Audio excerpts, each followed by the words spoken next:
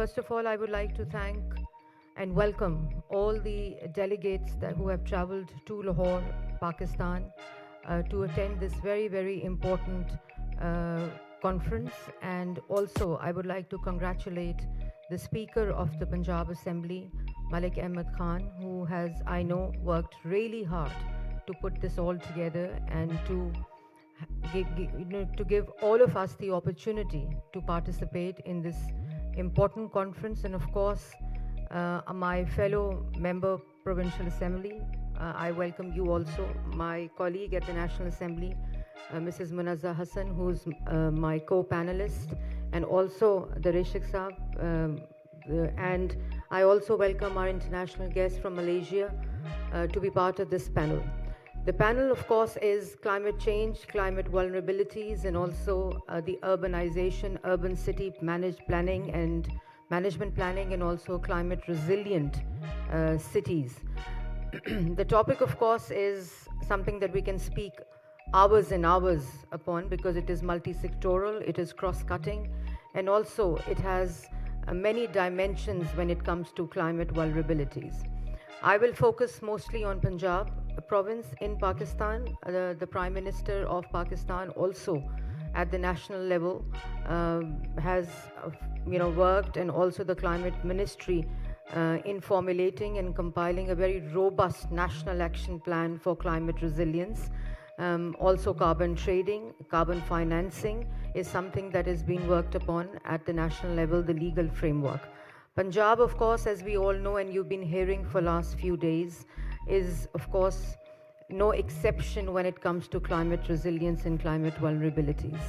Most urbanized, fastest urbanized province, and also the cities in Punjab, 130 million population, and the divide, of course, is 37% urban and 63% semi-rural, semi-urban and rural population in Punjab. And when it comes to water shortages, when it comes to intense climate vulnerabilities, biodiversity, climate resilience, as I said, Punjab is no exception. So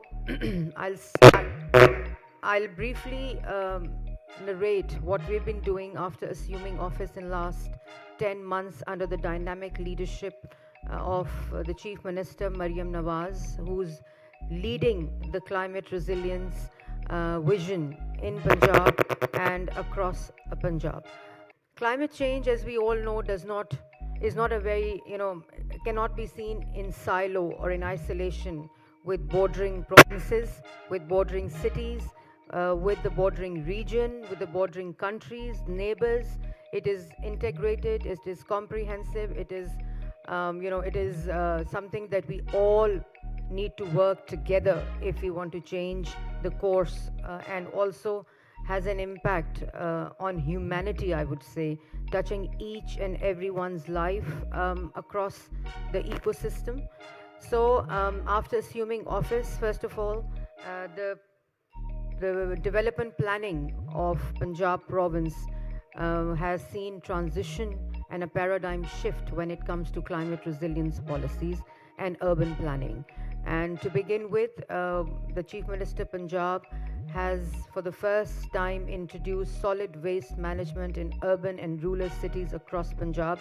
It was previously present in only 2 cities in Punjab, but now, alhamdulillah, in our last 11 months, every city, every district, every division has now a complete end-to-end solid waste management framework for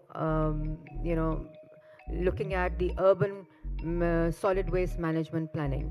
So that's something, it's a flagship project of the Chief Minister, and we all know that Sustainable Development Goals has a lot of integration with solid waste management and associated health impacts, air quality impacts also. Then in the climate lens, I would say that for the first time, the development planning has been seen from very integrated approach, cross-sectoral approach, multi-sectoral approach that we say. It's said it's easier said than done, because we all know that we all say across the globe that it should be integrated, it should be inclusive, it should be trickle down to the local level, to the union council level, to the local government level. But when it comes to real implementation, it is always a challenge, because the sectors talking to each other is a challenge, the sectors communicating to each other is a challenge, and when it comes to policy making for a multi-sectoral subject like climate change, first of all, it is a challenge, but then taking this challenge head on in last 10 months at the Planning and Development Ministry department, we now have a project management unit where all the sectors sit together, they plan together,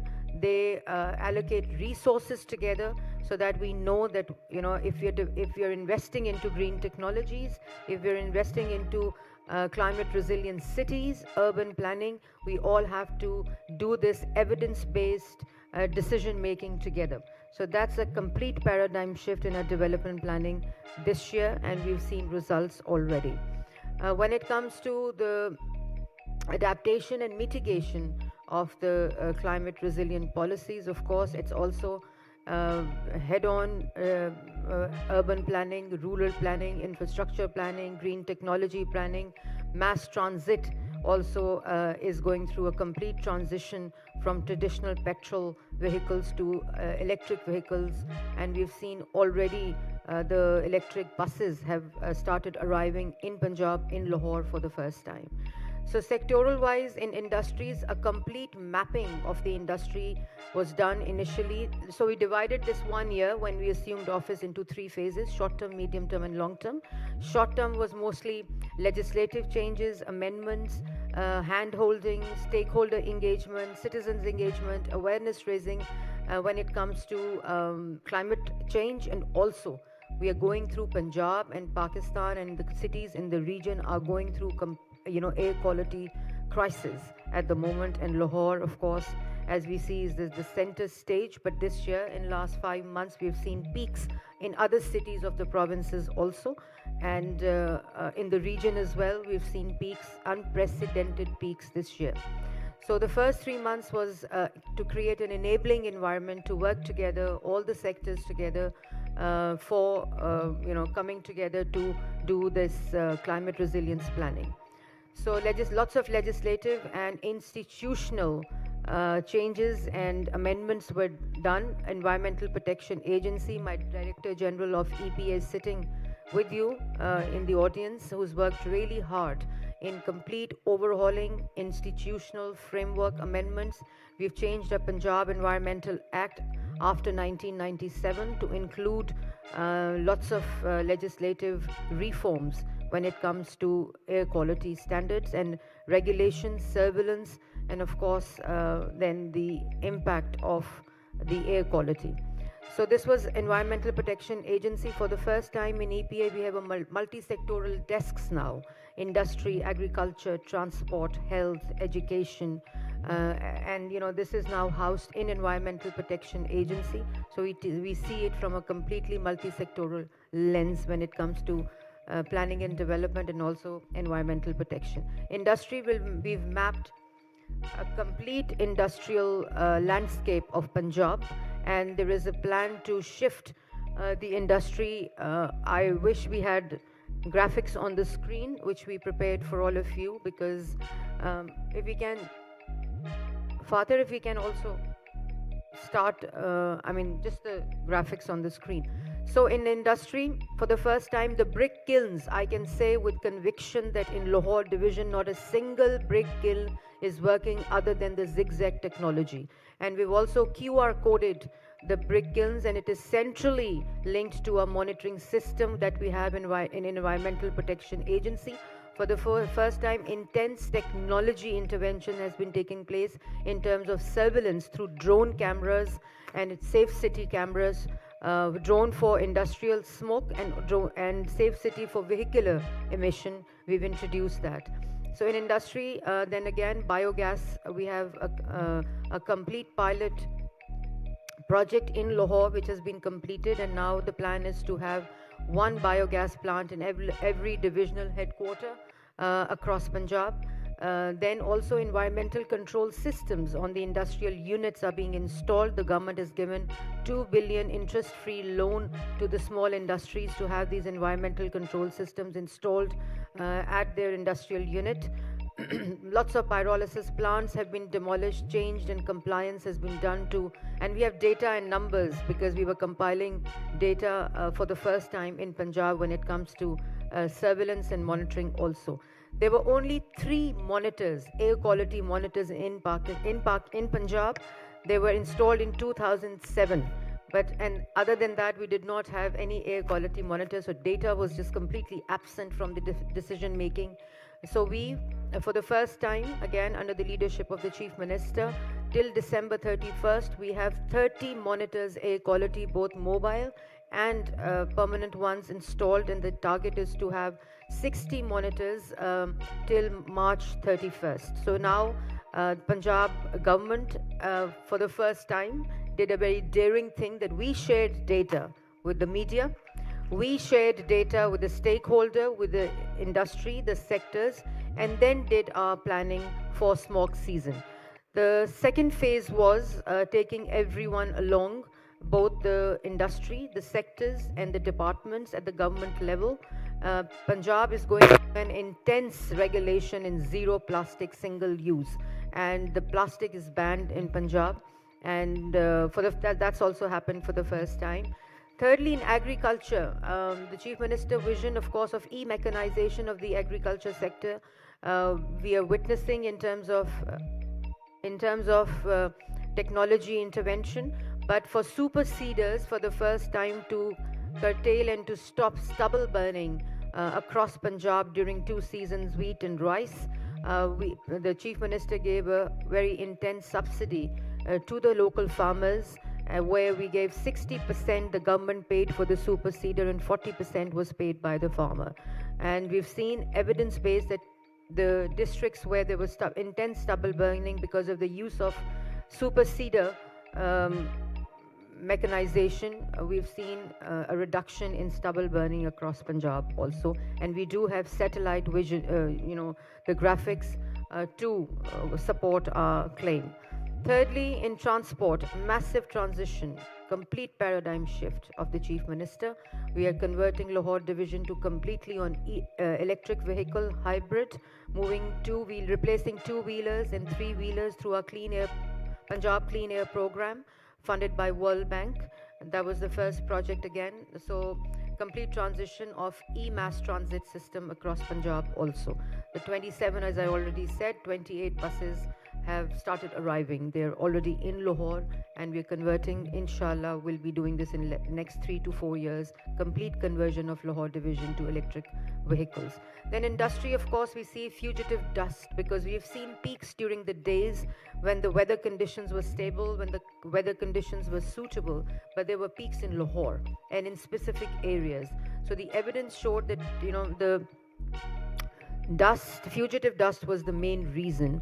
So when we were in China, in Beijing, with the Chief Minister, and Beijing, of course, as we all know, is a case study around the world, where they've converted 114 bad days, air quality days, to 4 air quality days in 1 year.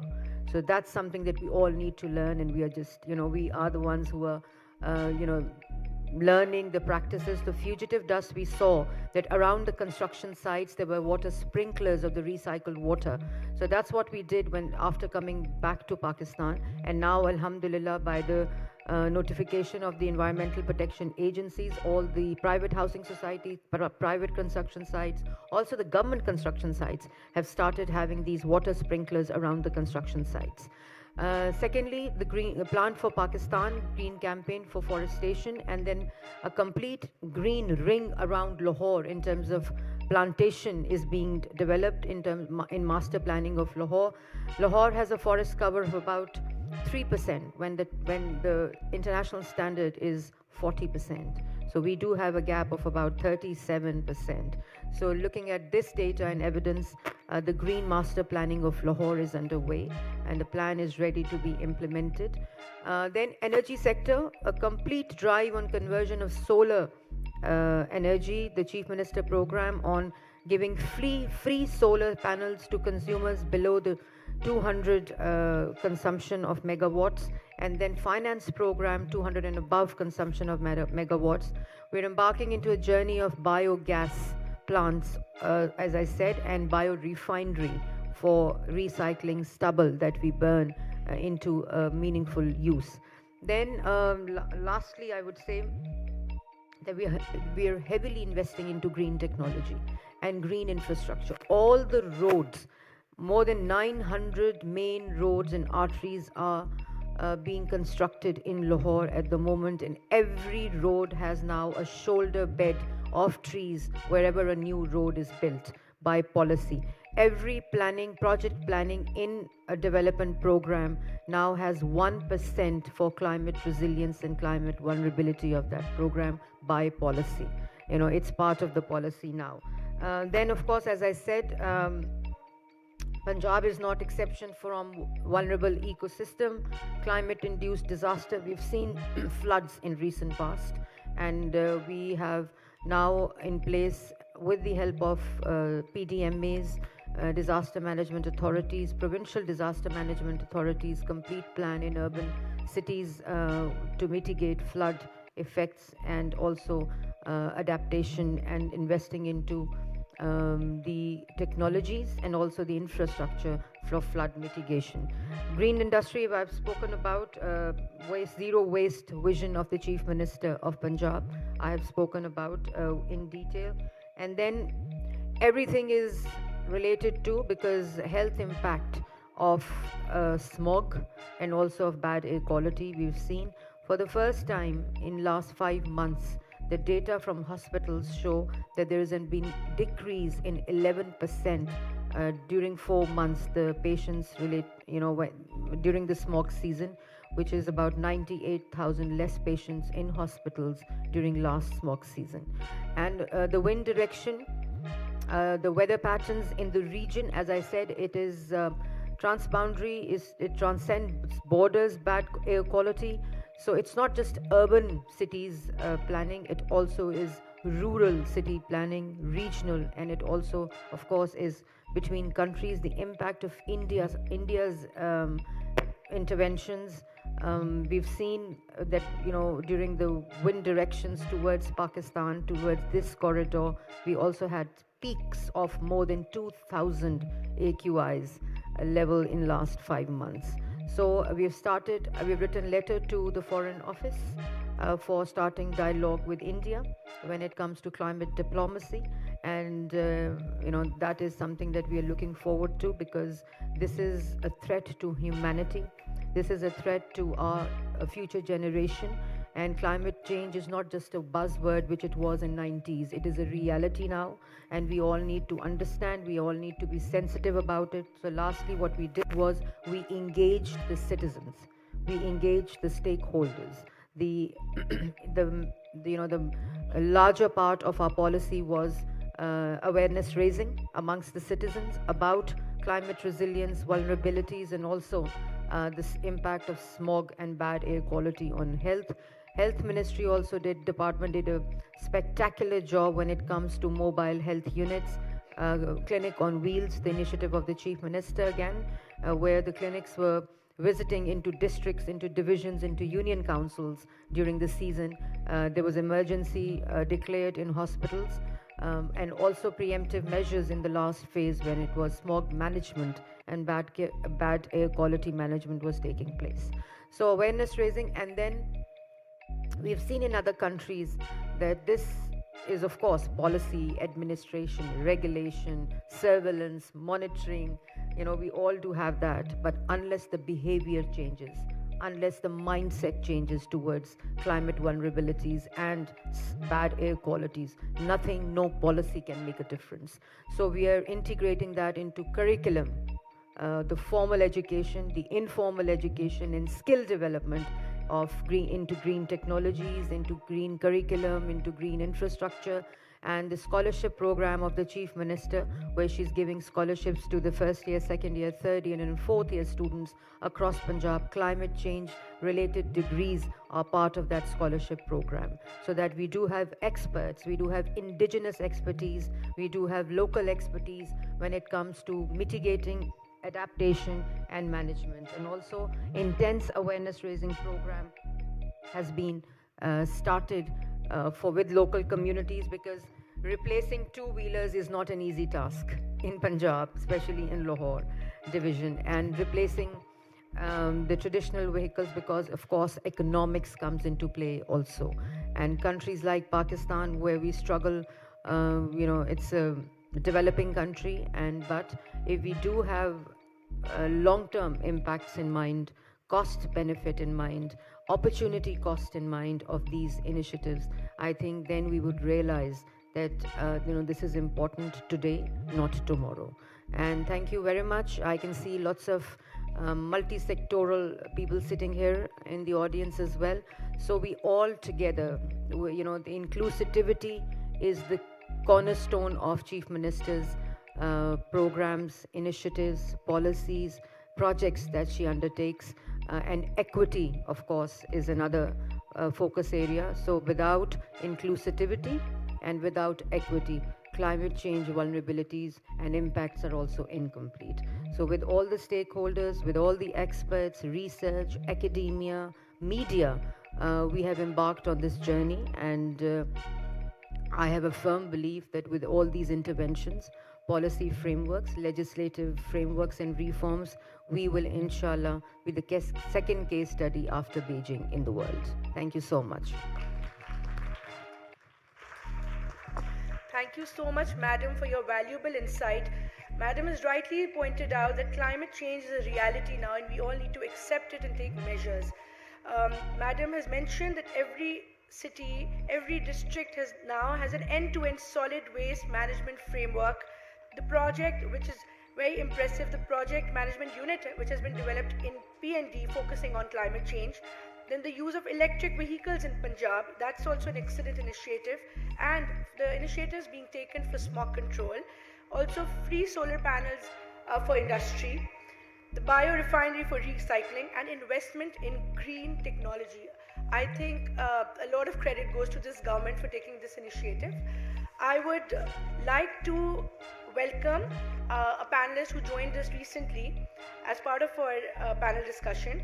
The Honorable Chaudhry Lateef Akbar, Speaker of the Legislative Assembly of Azad Jammu and Kashmir. First elected in 2020, he brings a strong legal background and a deep interest in legislative reforms that address environmental challenges in urban areas of AJK. His insights on regional challenges and legislative responses will be invaluable to today's discussion. Please welcome Honorable Chaudhry Lateef Akbar Sahab. Thank you very much. Thank you. Since Madam Senior Minister Maryam Aurangzaib Sahiba informed us that she has to attend a very important meeting shortly, so I wanted to request if we could take questions from you first before moving on. Yes. So let's take questions which are focused towards Madam Maryam Aurangzaib. Mayor Sultana MP.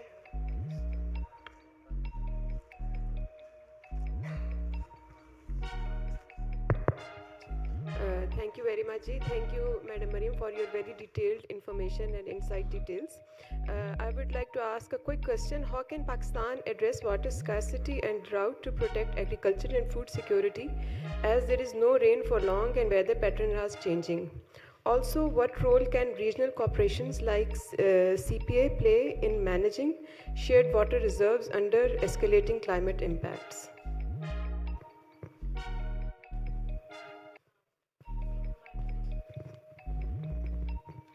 Thank you, Mavish, for asking a very insightful question of water shortage and drought. Of course, our water use practices in agriculture and more water efficient practices, e-mechanization, moving from water intensive crops, because of course we have seen monsoon shifts in Punjab, we have seen rainfall shifts in Punjab, and rise in temperature, 1% increase we've witnessed, so this all of course has an ecosystem approach to it. Then also the underwater tables are also depleting, so the solar program that we have of water tube wells, we have planned it in a way that where there is a water shortage, under table water depleting, we are avoiding that. And so urban management planning, urban planning, rural planning, or agriculture practices has an impact also. Water use practices in general has an impact also. So the Chief Minister vision of e-mechanization will, of course, I think, because we're an agri-based economy, Punjab is the food basket of the country as well. So we all realize that. So it is very much part of our development programs also. And yes, the regional cooperation, best practices, lesson learns around the region are, of course, very, are complementing our initiatives also, but a lot to learn as well. Because we've seen water deficient countries, how they have come out of drought situations and have also planned for futuristic floods and drought mitigations as well. So, and we do have pledges and we do have international agreements and cooperations with other countries at the national level. At the national level also, we've seen back in 2022, when we saw this intense flooding in Pakistan, in South Punjab, Sindh area, and so how the international corporations, how the international countries, donors, partners worked with us by introducing, the best practices around the world. And now, after that flood season, the practices in place are towards mitigating and managing the floods situation in future.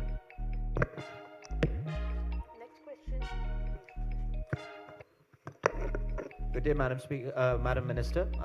I'm Maktoum Fakhar Zaman, a member of the Sindh Assembly. And my question to you, first of all, I would like to congratulate you and your government and your Chief Minister, who's been working really diligently and wholeheartedly for the people of Punjab and particularly Pakistan as well. My question to you would be the EV, introduction of EV and promoting electric vehicles in the province of Punjab. How do you manage to install charging stations and charging ports across the country for the general public to make it viable for the general public and make it sustainable as well? Thank you very much. Before I answer your question reminded me of something that I forgot in my talk about vehicles. For the first time in Punjab, we are introducing vehicle fitness regime because there was none in Pakistan, and we have through our VIC station the fitness certification stations all, and we started this with our government vehicles to begin with our Chief Minister vehicle also, fitness certificates, and we're doing this with the private sector, private workshops for, again, the Chief Minister and the Punjab government has given intense subsidy to the workshops to install the infrastructure. Coming to your question about electric vehicle, it was a very intriguing thing that what comes first, the charging stations or the vehicles. So this was a difficult decision to make, but we started off with these 27 buses, and at the national level the tariffs had decreased also for EVs and for charging stations for electricity, and our plans to have these charging stations at metro bus stations also, and also at different hotspots across Lahore to begin with, because the buses have arrived in Lahore, and we have depots that we have installed the recharging stations and swappable battery options that we have because when we are embarking on replacement of 2-wheelers and 3-wheelers, so because the price of the battery is the price of the vehicle. It's almost 70% price of the vehicle. So that was also a challenge. So a complete comprehensive landscape has been developed, where to place our charging stations, swappable battery stations, and also for these mass transit vehicles, including the EV buses, we do have depots of recharging stations for these particular buses.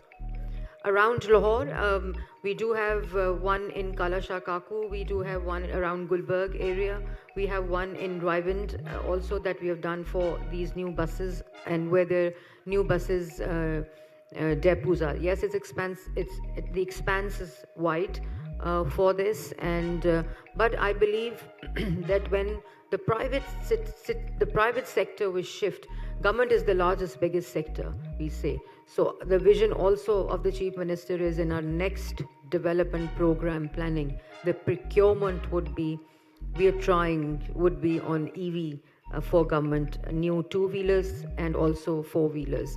So that's how of course it's a rechargeable ecosystem approach that we're doing, the entire ecosystem around it. Yes. foreign dignitaries wants to ask a question. So can you please? Assalamualaikum warahmatullahi wabarakatuh. Madam Senior Minister, I have a question here. I'm a speaker from Johor State Assembly. Do you have planning to support accelerating adoption of solar and wind technologies in Lahore? For example, will you support tax credit to help business sectors and consumers cover the cost of transitioning to solar and wind? Thank you. We are already, we've developed a green credit program for Punjab province, where we are not just incentivizing the sectors who are converting onto the green technology, including the solar, but also subsidizing them, for hand-holding them for this transition to the green technology. So it's just not the incentive, but also subsidy and also the infrastructure that they need. For example, the Chief Minister's solar program for the consumers above 200 megawatt of usage. She has introduced an interest-free program, loan program for conversion to the solar. And then under 200, it's a free solar program that we are giving to the consumers whose consumption is below 200 megawatt. So it's a complete hand-holding, enabling environment, enabler, and also the instruments that we are helping the citizens, the sectors, and also the government sector departments as well when it comes to conversion to the solar technology. Just take a last question now and then move on to the next speaker. Thank you very much. My name is Takdees Gilani. I am Minister for Small Industries, Travel and Trade in Azad Kashmir. First of all, I want to congratulate Chief Minister Saiba and you for the kind of governance you have here, the kind of initiatives you are taking in, and above all, your climate background, internationally known and recognized. We expect that you should do something for AJK also, because we were green but now turning into brown. So you see, when you talk about the forestation, and the main source of Pakistan is also from AJK as in terms of water resources. So whether you talk about solid waste management, whether you talk about forestation, carbon share, there's no awareness at all. To be honest, we copy everything from Punjab, and I would request Chief Minister and your good self to pay special attention and kindly, if you can extend this program or awareness, some campaigns, and because you are a known person on climate, we would like that you should do something for AJK also, and the detail will be by our speaker who is going to talk about the issues we are facing. So I would request you, is there any thing which you can do for AJK, because your sources are also coming from AJK, especially for forestation and carbon share and also the water. So the floor is with you. Thank you. Thank you so much. First of all, I'm no expert, and I'm just, there's a humble contribution to the sector, and my previous background, of course, in climate change. AJK in Punjab also, and in Pakistan, other provinces, as I said, have seen peaks. Aptabad had a bad air quality indicators in last 5 months, and also Karachi, we've seen bad air quality this season. Then of course southern Punjab for the first time. AJK is, I'm not sure about the data, that what were the AQI levels during this season. I can surely find out and see. But of course our awareness campaign is for the entire country, because it runs on the electronic media, it runs on the social media and the print media, which of course has a footprint in all the provinces across the country. So, but as I said, we're always there. I can come visit AJK. I have a very good, cordial relationship with your Prime Minister also, with lots of ministers as well in AJK. We keep visiting also. The Chief Minister also is planning to go to AJK as well. Her scholarship program, she's just announced yesterday that she's introducing that to AJK also, Gilgit-Baltistan as well. So it's, as I said, it has to be integrated. We all have to come together if we really have to fight this menace. So I'm always here in my humble capacity. Thank you very much. Thank you, Madam Minister. With this, the Madam has set the floor, I think, for the next speaker. I would request Honorable Speaker from Malaysia, Selangor, Malaysia, Lau Weng San, to please speak. If you want to go first, it's not a problem. You called my name. Oh, I had given an introduction of the speaker, but you can go first. It's okay. As you like. Right. Okay. So, Honorable Speaker from Azad Jammu and Kashmir, please Okay, thank you. start. Bismillah ar-Rahman ar-Rahim. Honorable speakers, esteemed colleagues, distinguished guests, Senior Minister, Government of Punjab, Maryam Aurangzaib Sahiba. It's a great honor and privilege to address the esteemed gathering on the critical topic of climate change and sustainable cities. It's very important, and I think the Senior Minister of Punjab has rightly pointed out certain things and measures. How can we change the climate? We contribute in changing the climate issues. But today, we not just as a policymaker, but as a guardian of our shared future, entrusted with the responsibility of creating sustainable Asian tomorrow for our people. Now the AJK, like rest of Pakistan, has definitely we face a great threat of climate change. Our region, unique geography characterized by its breathtaking highlands, lush valleys, and vibrant urban centers, also make it extremely vulnerable to climate-induced disasters. So in AJK, we face definitely a lot of rainfall, cloudburst, drought, in Pakistan. I have just seen on the TV that 40% of the rain has not been in this area. It is was short of 40% of the rain in this season. So definitely it will go to drought. We will go for the water sources that will be shorted, and all the rivers, as has been mentioned earlier by one of my colleagues, they come from Azad Jammu and Kashmir or Gilgit-Baltistan. The river Sindh starts from Sindh-Baltistan. River Jhelum comes from there. River Neelam comes from there. The river Tavi, also Chenab, they are also come from Jammu and Kashmir.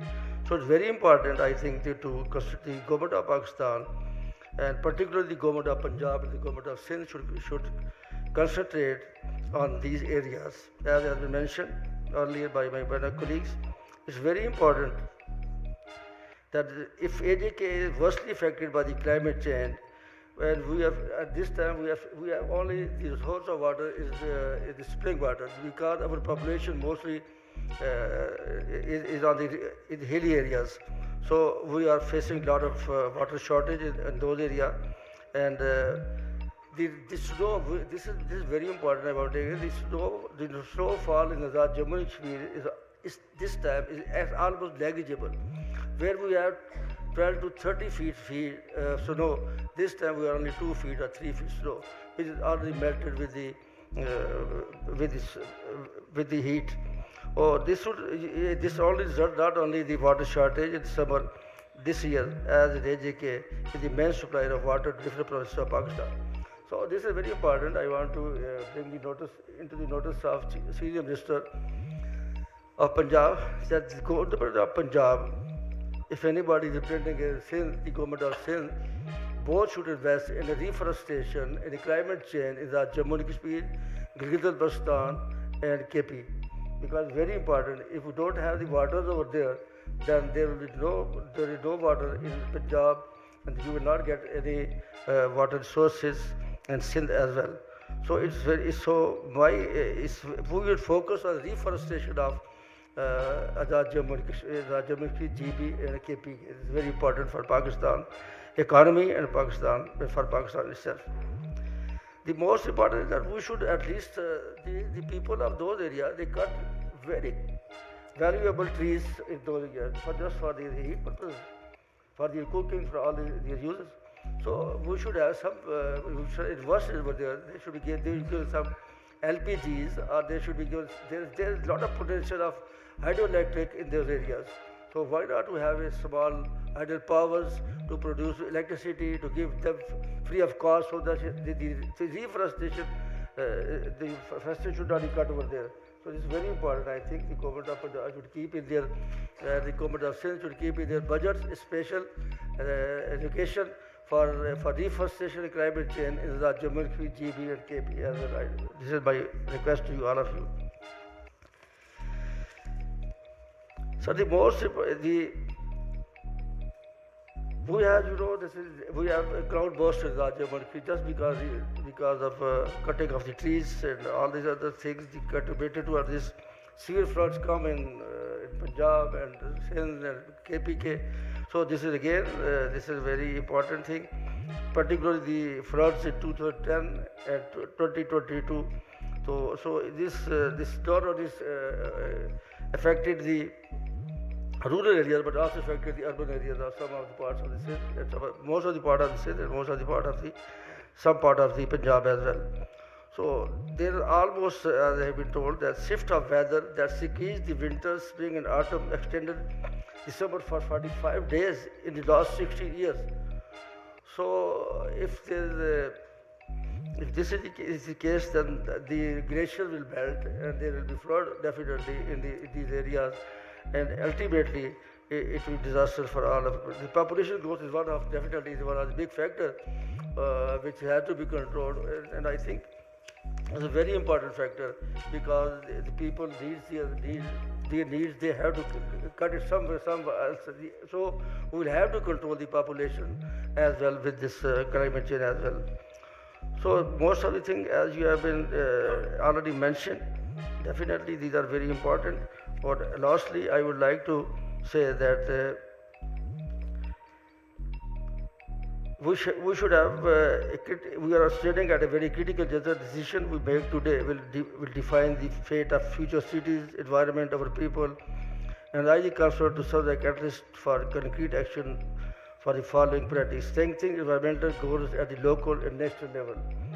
Number 2, embed climate resilience into urban planning framework. Mobilize community, foster international collaboration for clean air cities. Together we could transform Pakistan and AJK into a beacon of sustainability, clean air. It's a city, sustainable living are not luxuries but necessities that demand bold legislative action. Let's remember that fight against climate change began with us, the policymakers, by legislating wisely, innovating boldly, inspiring action collectively. We ensure that our cities remain not only livable today but also sustainable and resilient for the future generation. Thank you, guys.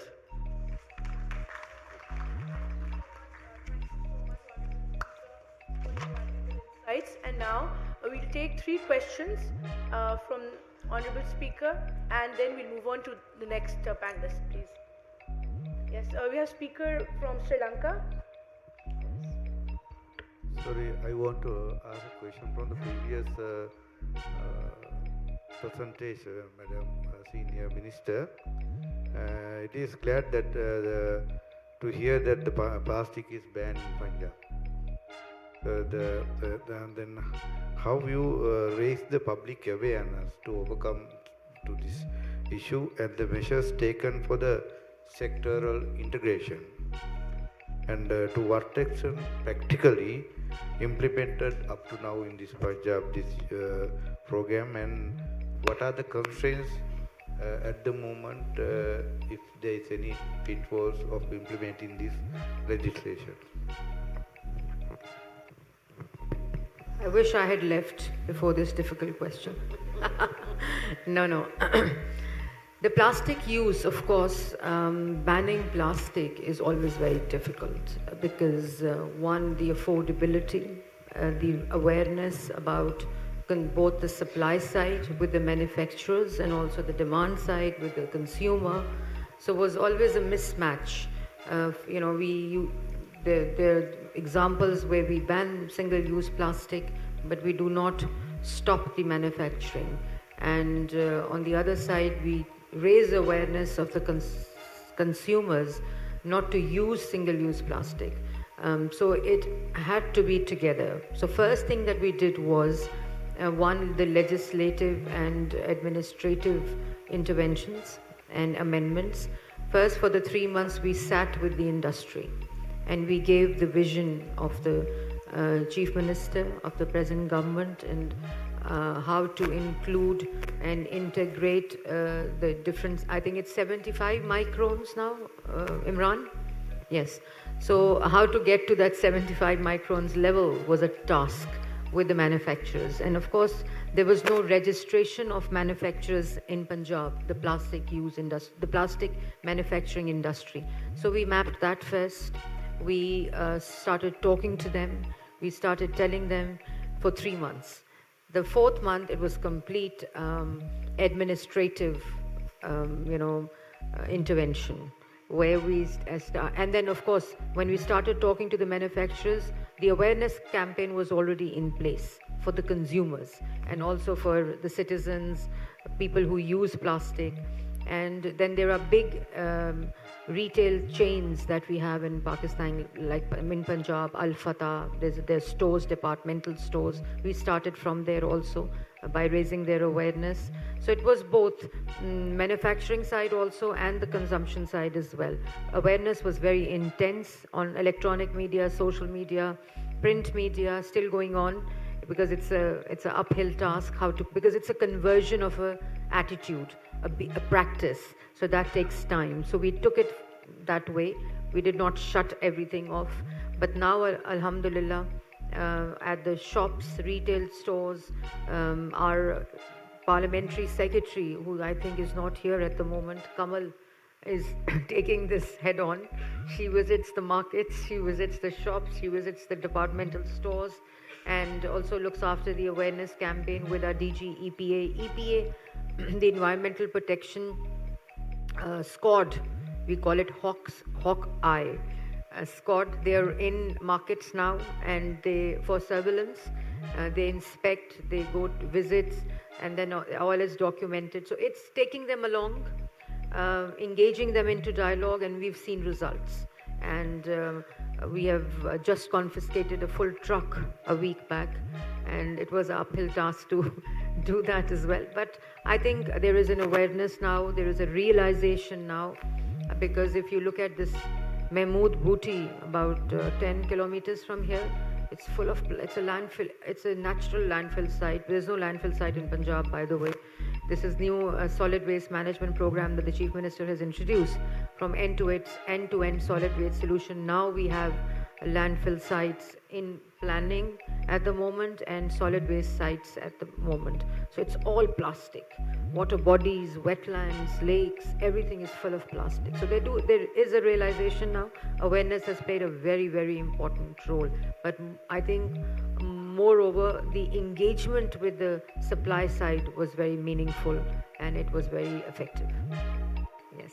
And then the other architectural planning, you said, there's a program going on conversion of the state buildings to solar, all the buildings. But in architecture planning, we're still, we're thinking of including that for the new state buildings. But the land use planning and also the rules that for, I don't know if you've been to Murree, the hilly area, hill station in Punjab. And so there we have introduced a complete, land use planning order, which we've done in last 8 months with the architectural plans, with the landscaping, with the size of the buildings, the fronts, everything is now by law. They have to adhere to that framework of, and we, of course, we plan to replicate that in other parts of the province also. Thank you, madam. I would also, in between, like to intervene and appreciate the audience who is very intently participating in this panel discussion. So thank you for that. Do we have any question for Honorable Speaker AJK? Yes.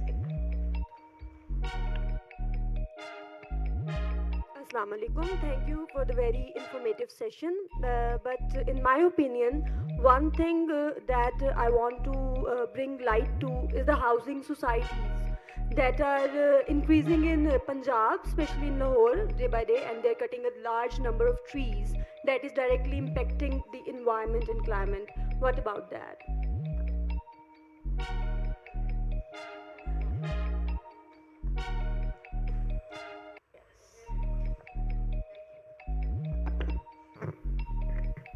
Thank you very much. Of course, housing societies, very important area, and we've engaged with them also in last 10 months. It's not just the plantation and the green cover, it's also the covered area in terms of LDA rules, Lahore Development Authority rules, which we are thinking, and it's very much on the plan to change that as well, because if we have to target 40% green cover in Lahore, there has to be a substantial change in Lahore Development Authority's policy framework.